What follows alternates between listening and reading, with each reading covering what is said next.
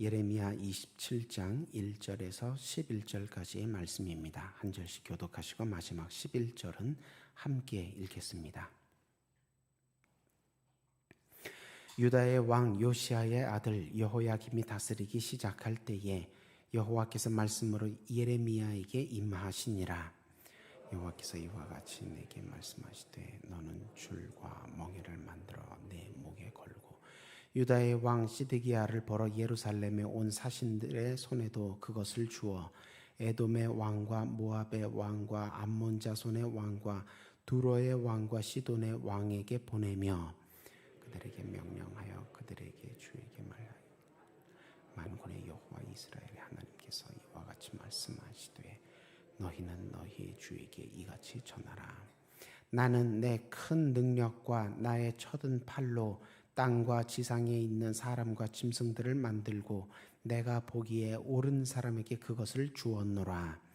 이제 내가 이 모든 땅을 내 종 바벨론의 왕 느부갓네살의 손에 주고 또 들짐승들을 그에게 주어서 섬기게 하였으니 모든 나라가 그와 그의 아들과 손자를 그 땅에 기한이 이르기까지 섬기리라. 또한 많은 나라들과 큰 왕들이 그 자신을 섬기리라. 여호와의 말씀이니라. 바벨론의 왕 느부갓네살을 섬기지 아니하며 그 목으로 바벨론의 왕의 멍에를 매지 아니하는 백성과 나라는 내가 그들이 멸망하기까지 칼과 기근과 전염병으로 그 민족을 벌하리라. 너희는 너희 선지자나 복술가나 꿈꾸는 자나 술사나 요술자가 이르기를 너희가 바벨론의 왕을 섬기게 되지 아니하리라 하여도 너희는 듣지 말라. 그들은 너희에게 거짓을 예언하여 너희가 땅에서 멀리 떠나게 하며 또 내가 너희를 몰아내게 하며 너희를 멸망하게 하느니라. 함께 읽습니다. 그러나 그 목으로 바벨론의 왕의 멍에를 메고 그를 섬기는 나라가 내가 그들을 그 땅에 머물러 밭을 갈며 거기서 살게 하리라 하셨다 하라. 여호와의 말씀이니라 하시니라. 아멘. 네, 오늘 본문은 시작할 때 나온 것처럼 여호야김 왕 때 주신 말씀이라 이렇게 소개가 되고 있지만 문맥상 여호야김 왕이 아니라 시드기야 왕 때 주신 말씀입니다. 시드기야 왕은 여호야김 왕이 죽고 난 후에 여호야김의 아들이 왕위를 물려받았는데 바벨론의 침공으로 유다가 바벨론의 손에 들어간 왕의 아들을 폐위하고 여호야김 왕의 형제 가운데 한 명을 왕으로 세웁니다. 그게 시드기야 왕입니다. 그러니까 왕자가 왕이 되었는데 바벨론에 의해서 폐위가 되고 숙부가 대신 왕이 된 것입니다. 그런데 왜 오늘 본문에서는 처음에 시작할 때 예레미야 혹은 바룩이 시드기야 왕 때 주신 말씀을 여호야김 왕 때 주신 말씀이라 이렇게 표현을 했을까요? 아마 기록한 예레미야 혹은 바룩이 그 혼동을 하여서 잘못 기록한 것이라고 볼 수도 있지만 사실은 그렇게 잘못 기록한 채 성경 기록이 놔두도록 일부러 그렇게 한 것이 아니라 아마 일부러 성경이 잘못 기록된 실수한 채로 그냥 놔둔 것이 아니라 아마도 일부러 이 여호야김 왕과 시드기야 왕을 겹쳐 보이게 하기 위해서 일부러 그렇게 표현을 한 것이라 그렇게 해석을 합니다.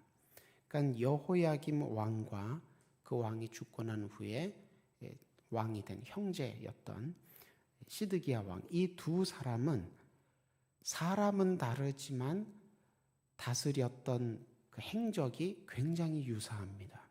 두 왕 모두 여호야김 왕과 시드기야 왕 모두 왕으로 다스리는 내내 하나님 말씀 앞에 불신앙하고 불순종했기 때문에 두 왕이 다른 사람이지만 같은 행적을 보였다는 것을 암시하기 위해서 일부러 겹쳐 놓았을 것이라는 것입니다. 구약의 역사 기록에서 왕은 단순히 한 개인만을 의미하지 않습니다. 그 시대 전체를 대표하고 상징하는 인물입니다. 그래서 성경 기록에서 그 왕 때에 누가 왕이 되고 그 왕 때에 이러이러한 일이 있었다, 이렇게 자꾸 그 왕을 중심으로 기록하는 것이 그 왕이 중요한 사람이기 때문이 아니라 그 왕이 그 시대를 전체를 대표하는 사람이기 때문이기 그렇습니다. 그래서 왕의 행적, 그 왕 때 어떤 일들을 하였다라는 이 왕의 행적에는 그 시대 백성들의 삶과 신앙이 반영되어 있습니다. 그러니까 그 왕이 하나님 앞에 순종하지 아니하였다, 이런 기록은 그 왕 한 사람만 불신앙으로 유별나게 불신앙적으로 살았다는 뜻이 아니라 그 왕이, 불신앙의 왕이 다스리던 그 시대 백성들도 그리하였다, 그 뜻입니다. 그래서 그 왕의 행적에는 그 나라와 민족의, 남유다가 됐든 북이스라엘이 됐든 그 나라와 민족의 운명이 암시되어 있습니다. 그러니까 이 왕이 하나님 앞에 바로 서지 못하고 자꾸 우상숭배로 기울어지고 자꾸 불의한 일로 기울어지면 하나님께서 이 왕을 혼내주시겠구나, 심판하시겠구나가 아니고 하나님이 이 나라와 민족을 치시겠구나, 이렇게 알 수 있다는 것입니다. 이전 왕 여호야김 그리고 현재 왕 시드기야, 이 두 사람이 판박이라는 것은 그 두 시대의 백성들도 내내 하나님을 신뢰하지 못하고 하나님의 뜻에 거슬러서, 하나님 계획에 거슬러서 이 남유다 사람들이 하나님의 심판을 자초하였구나, 이것을 의미하는 것입니다. 하나님은 예레미야에게 바벨론에 대항하기 위해서 유다와 동맹을 맺으러 온 에돔, 모압, 암몬, 두로, 시돈의 사신들 앞에서 예레미야에게 목에 무거운 멍에를 메고 바벨론은 하나님께서 쓰시는 심판의 도구니 대항치 말고 항복하라, 이런 메시지를 전하게 하십니다. 하나님의 심판에 순종하면 심판받는 와중에도 살아남게 해주시겠지만, 밭을 갈고 농작물을 수확하면서 먹고 살게 해주시겠지만, 끝까지 하나님의 심판에 거역하면 멸망시키겠다. 칼뿐만이 아니라 기근과 전염병을 보내서라도 멸망시키겠다, 그렇게 경고의 말씀을 주십니다. 하나님께서 하나님의 일을 행하실 때 보통 누구를 도구로, 일꾼으로 삼아 쓰십니까? 하나님의 백성을 그렇게 쓰십니다. 그래서 하나님께서 예전에 출애굽 때에 가나안 땅 7 원주민을 벌하실 때 누구를 들어 그들을 치셨습니까?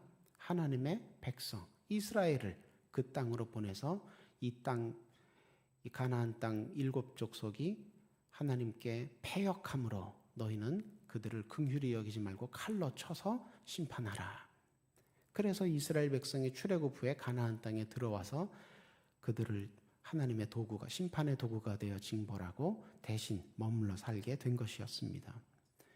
그렇게 하나님께서는 하나님의 일을 행하실 때 하나님의 백성을 사용하시는데, 이번에는 누구를 쓰신다고 하십니까? 하나님의 백성, 유다인들이 아니라 다른 사람들을 쓰신다는 것입니다. 바벨론 사람을 쓰신다는 것입니다. 그러니 하나님 백성 된 사람 입장에서는 그런 말씀을 듣기가 거북하지요. 싫지요. 우리가 하나님 백성인데 왜 하나님께서는 우리를 쓰시지 않고 도리어 하필 우리와 우리 이웃 민족들을 괴롭히는 저 아주 우상 숭배하는 저는 아주 그냥 불량배 같은, 깡패 같은 바벨론 사람들을 하필 들어서 쓰신다는 것인가? 참 인정하기가, 수긍하기가 힘든 말씀을 주십니다. 하나님 백성으로서 자존심이 아주 상할 만한 일입니다. 외국의 여러 사신들 앞에서 하나님께서 하나님의 백성에게 그런 말씀을 주시니 아주 마음이 불편하고 싫습니다. 그리고 아무리 하나님의 말씀을 가감 없이 전해야 하는 선지자라 할지라도 그 말이 좋아 가감 없이 전하는 거지 사실 유대인들 귀에 듣기에는 저 예레미야는 참 눈치가 없다. 아니 하나님 말씀을 전할 때 전하더라도 이렇게 외국에 많은 손님들이 와 있는 이 앞에서 이런 말씀을 전하다니 너도 유대인인데 너는 부끄러움도 없느냐. 굉장히 싫어할 만합니다. 밉게 보일 만합니다. 우리가 하나님 앞에 잘못이 많다는 것 예레미야 선지자님 우리도 압니다. 하나님께서 그래서 우리에게 진노하실 만하고 우리가 벌받을 만한 행적을 지금까지 하나님 앞에 보였다는 거 선지자님 우리도 인정합니다. 그러나 아무리 그렇다 할지라도 바벨론이 우리를 심판하러 온다니요. 하나님이 바벨론을 쓰신다니요. 이거는 뭐 묻은 개가 겨 묻은 게 나무라는 격 아닙니까? 이런 건 용납할 수 없습니다. 이거는 하나님께서 명백하게 잘못하신 겁니다. 하나님께서 돌이키셔야 합니다. 하나님께서 뜻을 돌이키셔야 합니다. 그런데 하나님의 뜻을 돌이키시라고 호소하는 우리의 목소리는 듣지 않으시고 도리어 우리를 이렇게 하나님께서 힘으로 그냥 누르려고만 하시니 참 답답합니다. 선지자께서 우리를 도와주셔야지. 돕기는커녕 불난 집에 부채질하는 듯이 이런 말씀이나 전해주시고 선지자님도 참 야속하십니다. 유대인들 입장에서 볼 때는 예레미야가 배신자 비교에 별로 다를 바 없이 그렇게 안 좋아 보였다는 것입니다. 오늘날 신앙생활을 하는 우리도 이런 경우를 겪을 때가 있습니다. 내 생각에는 하나님께서 허락하신 고난이 너무 부조리하고 너무 과해서 도저히 그냥 참고 있을 수가 없는 그렇게 느껴질 때가 있다는 것입니다. 그런데 하나님께서 내게 고난의 멍에를 매게 하신다고 할 때 내가 무슨 힘이 있습니까? 거부권이 있습니까? 없습니다. 꼼짝없이 그냥 당하기만 해야 하는 처지니까 그 억울하게 그 답답함이 마음에 가득 차게 되는 것입니다. 하나님의 선하신 뜻이 그래도 있겠지요. 그런 위로의 말씀을 들어도 그거야 남의 일이니까 그렇게 점잖게 훈수두는 말씀하시는 거지. 막상 이런 경우 자기가 직접 당하면 그렇게 한가한 소리 할 수 있겠느냐. 이런 불평, 불만이 또 솟아나게 되는 것입니다. 하나님은 왜 평화를 구하는 기도는 마땅치 않다 물리치시고 평화를 전하는 선지자들은 거짓되다 금하시고 왜 징계의 무겁고 아픈 멍에를 받아들이라고 강요하시는 걸까요? 예레미야 시대든 오늘날이든 마찬가지입니다. 하나님께서 이렇게 엄하게 명하실 때는 이유가 있습니다.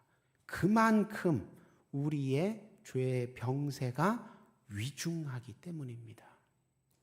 예레미야 시대든 우리 시대든 우리가 죄의 병세에 위중하게 빠져 있을 때는 하나님께서 우리를 그냥 놔두지 않으시고 그냥 위로나 격려의 치료로 그런 약한 치료제로 우리를 회복시키려고 하시는 것이 아니라 하나님의 수술대 위로 끌고 올라가십니다.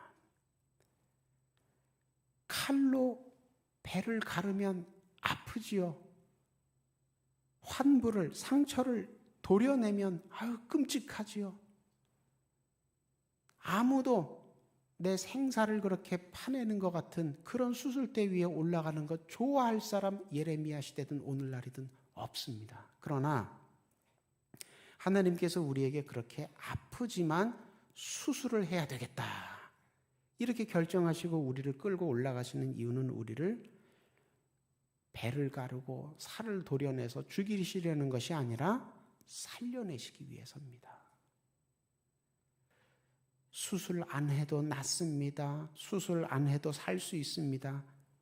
그런 마약 같은 진통제 같은 그런 미봉책만 자꾸 쓰면 수술하면 살릴 수 있는 생명을 오히려 죽게 놔두는 가장 최악의 선택이 되는 것입니다. 회개라든지 징계, 고난, 연단, 인내 다 우리 입에 쓰고 견디기가 힘듭니다. 그러나 그렇게 쓰고 힘든 것들도 주 안에서는 유익합니다. 전쟁에 지고 종으로 끌려가고 소처럼 말처럼 짐승 대접 받으면서 사람 대접 못 받고 사는 거, 이게 결코 쉽고 즐거운 길이 아니지요. 그러나 그 좁은 길 끝에 출애굽의 영광과 승리와 같은, 부활의 영광과 승리와 같은 하나님의 좋은 선물이 예비되어 있는 것입니다. 예레미야는 자기 시대 성도들에게 하나님께서 이 좁은 길 끝에 준비해 놓으셨을 그 선물을 믿음으로 바라보면서 함께 가자고 초대하고 있는 것입니다. 그것이 우리 귀에 듣기에는 심판의 메시지로 들리지만 사실은 그 메시지 안에는 수술받고 아프다가 죽어라 이런 뜻이 아니라 하나님께 수술받고 살아나자, 그 의미가 담겨 있는 것입니다. 7, 8월 이 여름에 예레미야와 함께 하나님 말씀을 묵상하고 기도하면서 내게도 좁은 길 가라 하실 때 순종할 믿음이 있는지 확인하시고 점검하시고, 그건 모자라면 보충하시고 약하면 훈련 잘 하셔서 하나님의 약속대로 결실에까지 이르게 되시기를 주님의 이름으로 축원합니다. 새로 달이 시작한 지 3일이 지났는데 이번 여름에는 하나님 말씀 붙들고 말씀에 뿌리 내리고 내가 신앙생활을 해야 되겠다. 말씀과 함께 신앙 수련의 계절을 보내야겠다. 작심삼일 하지 마시고 정말로 7, 8월 내내, 여름 내내 그렇게 뜨겁게 하나님을 향해 한 걸음 한 걸음 나아가시기를 주님의 이름으로 소망합니다. 함께 기도하겠습니다. 심판과 사망이 아니라 생명과 구원을 주시려고 계획하시고 일하시고 마침내 성취하시는 주님, 말씀을 통해 주의 마음을 배우고 깨닫게 하심에 감사를 드립니다. 말씀에 힘입어 좁은 길이라도 주를 신뢰하고 소망하고 순종하여서 우리의 삶도 주님의 약속대로 계획대로 이루어지게 하여 주옵소서. 이 시간 육신의 연약함으로 말미암아 심령의 연약함으로 말미암아 하나님 앞에 기도하고 있는 무릎들 기억하고 함께 기도합니다. 하나님, 저들과 함께하여 주시고 예수님 못자국 난 손으로 어루만져 주실 때에 그 모든 다치고 상하였고 힘을 잃었던 부분들이 깨끗하게 치유되고 강건하게 힘을 얻게 하여 주옵소서. 사랑하는 마음으로 간병하는 가족들에게도 영육간에 든든히 붙들어 주옵소서. 오늘 저녁에 또 예배로 모입니다. 예배 가운데 하나님께서 동행하여 주시고 임재하여 주셔서 큰 은혜와 능력 체험하는 저녁 예배 시간도 되게 하여 주옵소서. 하나님 나라를 소망하며 791에서 793번째 하나님 앞에 심습니다. 이 물질이 쓰이는 곳마다 하나님 나라가 크고 아름답게 세워지게 하여 주옵시고, 기도하며 심는 손길에 하나님께서 30배, 60배, 100배의 하늘의 열매로 갚아 주옵소서. 온전히 주님 앞에 말씀으로 순종하며 나아가는 이 하루 되기를 간절히 소망하오며 예수님 이름으로 기도드립니다. 아멘.